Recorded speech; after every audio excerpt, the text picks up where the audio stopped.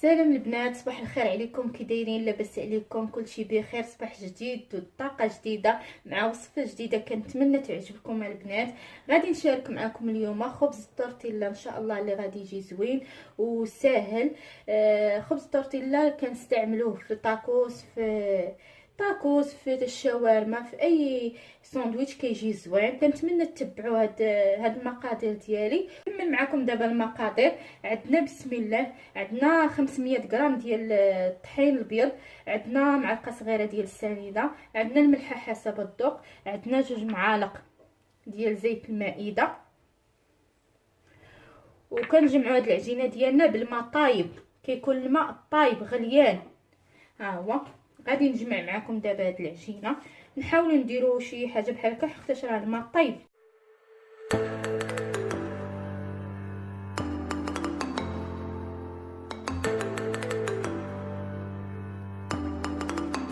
هاد العجينه ديال خبز التورتيلا بالماء طايب راه ما كنحتاجوش ندلكوه، غير كنجمعوه صافي وكنخلوه يرتاح ونقرصوه ونطلقوه. هي البنات العجينه ديالنا بعد ما تجمعات كتجي بحال هكا، كنخلوها واحد 5 دقائق ترتاح ونرجعوا نقطعوها باش نطيبوها ان شاء الله. هي العجينه ديالنا درتها في واحد البلاستيك غذائي وخليتها ترتاح واحد 5 دقائق. فهاد الوقيته اللي خليت العجينه ديالي كترتاح غادي نصايب الحشوه اللي غادي ندير في ديك الفطيره المكسيكيه. غادي ندير فيها شويه ديال القطع ديال صدر ديال الدجاج ولا لادان اللي عندكم ولا الكفته اللي متوفر عندكم. غادي ندير واحد البصيله صغيره مشلضه، غادي ندير الفلفله، واحد الفلفله مقطعه هي مربعات صغار، غندير فيها واحد شويه ديال نص معلقه تقريبا ولا معلقه صغيره ديال بودره البصله، وعندي البودره ديال الثوم، وعندي معلقه صغيره ديال التحميره والملح حسب الذوق وشويه الزيت. غادي نديهم يتشحروا يطيبوا ونرجع معكم باش نوجد العجينه ديالي. هي البنات العجينه ديالنا راه دغيا كترتاح، ملي كترتاح راه كي بحال دلكتوها ومزيان يا بلا ما كتحتاج تدلك. الا درتو فيها الماء طايب ما كتحتاج تدلكوها. غادي نقطعوها دوائر صغيره على حسب المقله اللي عندكم.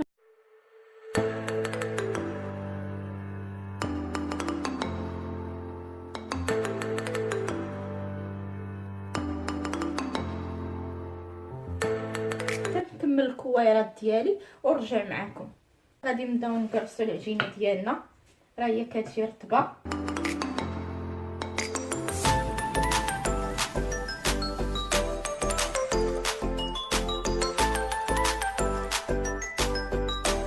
دغيا كتقرصي راه كتجي رطبه بلا دلك. هذه راه ما كتحتاجيش كاع دلكها، كتجي زوينه صراحه البنات والله. وكتصبر معنا في الفريغو. ممكن ديروا واحد الكونتيتي اللي بغيتو نتوما وكتحطوها في الفريغو. كديروا داك البلاستيك الغذائي داك ديال الفريغو وكتحطوها فيه. نهار كتبغوها كتجبدوها كتلقاوها هي غير كتخلوها كترتاح وكتلقاوها هي.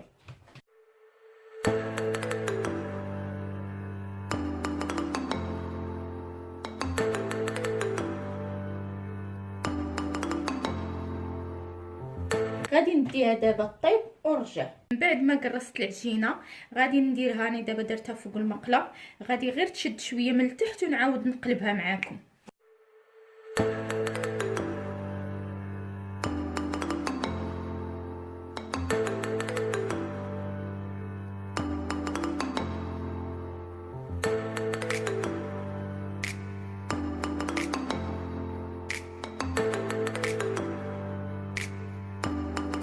بنات الخبيز ديالنا ديال التورتيلا راه كيجي زوين وكيجي بحال دلكتوه. الا درتوه بهذه الطريقه اللي درت معكم راه بحال دلكتوه. كديروا فيه كيما بغيتو وديروا به اي حاجه هاشي. وممكن ديروه في فريكو كما قلت لكم قبيله، كتحتفظوا به اي وقيته بغيتوه كتجبدوه يطلق وتخدموا به. دابا غادي نجي نخدم لكم به هذيك الفطيره. كنشد البانيني كنديرها كتسخن، كندير البانيني كتسخن. انا دهنتها بالزيت من هنا من الفوق ومن التحت. غادي نحط هنايا الخبز ديالي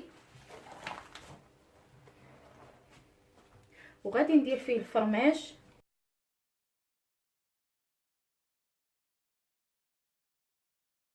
وغادي نزيدو ديك الحشوه اللي درت معكم قبيله. ها هي هاد الحشوه اللي كيبغي الحرور راه كتواتى معاه مزيان، ولكن انا على حساب الدراري ما غاديش ندير الحرور.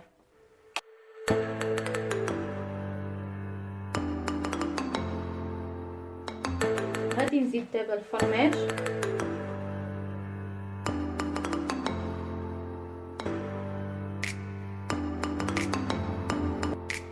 غادي نغطي عليها بحال هكا وغادي نسد عليها.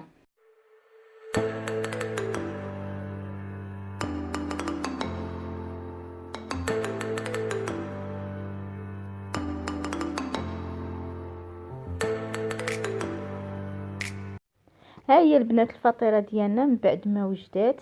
غادي نقطعها ونحطها للوليدات ديالي.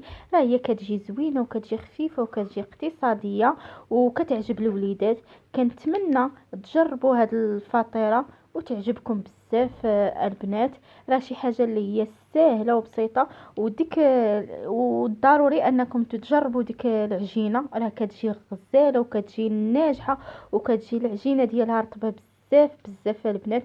كنتمنى تجربوا هاد الفطائر اللي وجدت معاكم ويعجبوكم ونالوا الرضا ديالكم.